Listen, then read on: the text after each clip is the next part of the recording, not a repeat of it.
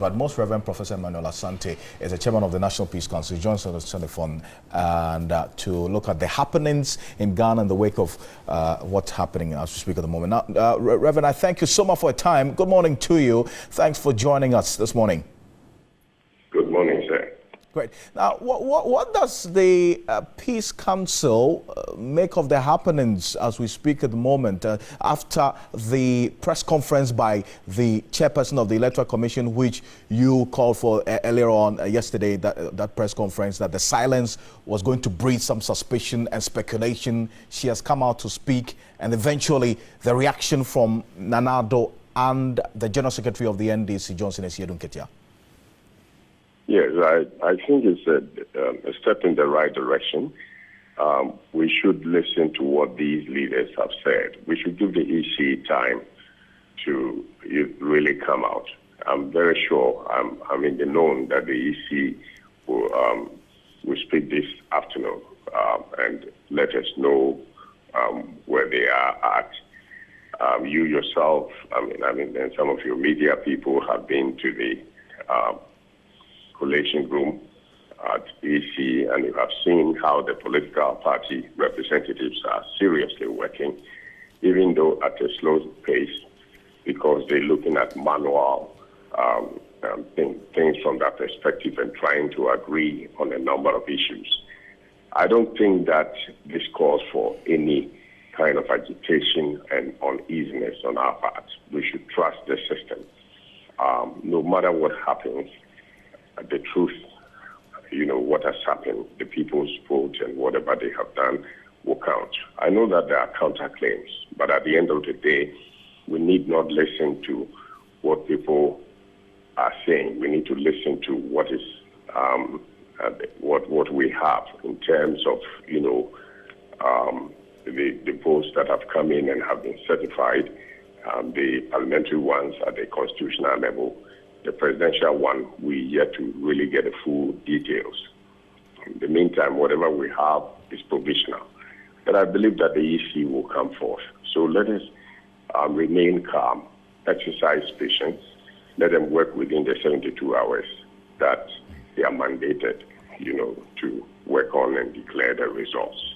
But Most Reverend, you can say of a certainty that you're sure the Electoral Commission would come out this afternoon, per the information that you have? I'm not saying that they are coming out to declare, but I'm saying that the chair will speak to us this afternoon. Okay, they will address a press conference this afternoon? Yes. Okay. But then yesterday when she addressed the press, she raised concerns about suspicion of their electronic transfer mode being compromised, and also they had issues with some of the results that were coming in at a time, and as a result 90 constituencies, which the EC itself were told now 170 as we speak, the party's representatives there have refused to sign the confirmation sheets because they're also waiting for confirmation from their agents on the ground. Has there been any development to this per your own monitoring? As far as I'm concerned, I know that the party representatives are looking at these things carefully and weighing it, but I think they will find a solution to it. I cannot give you the latest information because I haven't been there to find out, but I know that they are there seriously working on these things, the 170 that they have and all that. But I really, let me say that from our perspective, we need to exercise patience. We need to allow the EC to do the work that they are doing. The parties are involved there. I have been to the collation room together with members of the Peace Council. We have seen the work that they are doing there. We didn't see anything untoward, even though things are slow. We wish that things will speed up and that information coming from the various centers will be forthcoming speedily for them to be able to work within the 72 hours. And I have every confidence that that is going to be the order of the day. Meanwhile, let us remain calm. And, we've gone through this voting process calmly. This is a very important stage that we are in. Let us not do anything to jeopardize the calmness that we have. And I don't think that anything untoward will be done so that the people's vote will count. But while we remain calm as this, we also have big confirmation of some reports of the supporters of the NPP who have massed up at the residence of Nanado in jubilant mood. The same can be said of the NDC, the headquarters of the party. The supporters are also trooping in there. We're also told of reports that the supporters of the NDC are massing up at the Elwak Sports Stadium, which you're yet to confirm.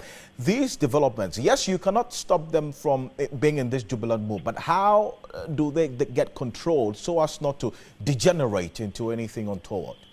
I think the leadership of the various political parties should be up and doing in this matter. You saw that yesterday NPP supporters went to Nanado's place and the leadership spoke, and they didn't really, nothing untoward happened. I have heard the leadership of the NDC speaking and continuing to urge their people to remain calm and wait for the EC. I hope that when they gather there, they will also speak to them to try as much as possible to exercise patience. It was a joy to hear from the regions that this message has gotten to the supporters, and they are saying that they've been instructed to remain calm and wait for the EC to declare. I mean, nobody should entertain any fear. We all understand that we have a history in this country, and that history creates all sorts of mistrust and worries. But I think so far, this election is being characterized with, transparency, and I hope that towards the end, we will not mar that reputation that this election has gained.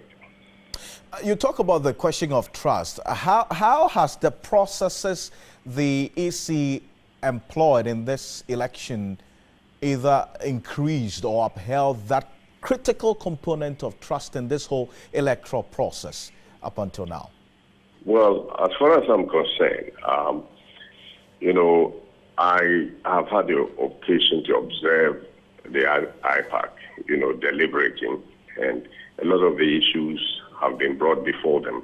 I was also privileged to be an observer when the political party flag bearers met the EC, and the EC went through the processes. They have taken all that they had, PowerPoint presentation, and the leaders asked questions, and these were cleared and all that. I think it's been transparent enough. But whatever we do, we're dealing with human institutions. There's bound to be mistakes here and there. But then you weigh, is it that much to cause us to worry?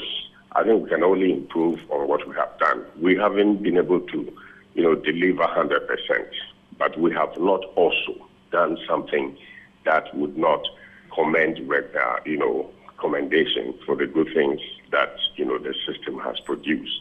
So let us exercise patience.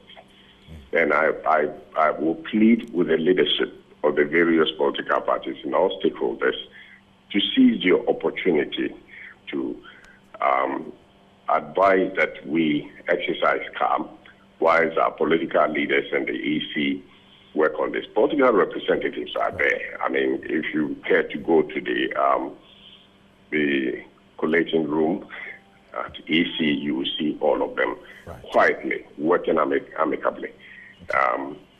We would have wished that it would be more, it will come out faster than we're doing, but they have to do it painstakingly, and so we shouldn't worry too much about it. I'm sure that's what we are all yearning for. That is the declaration of the results will be forthcoming.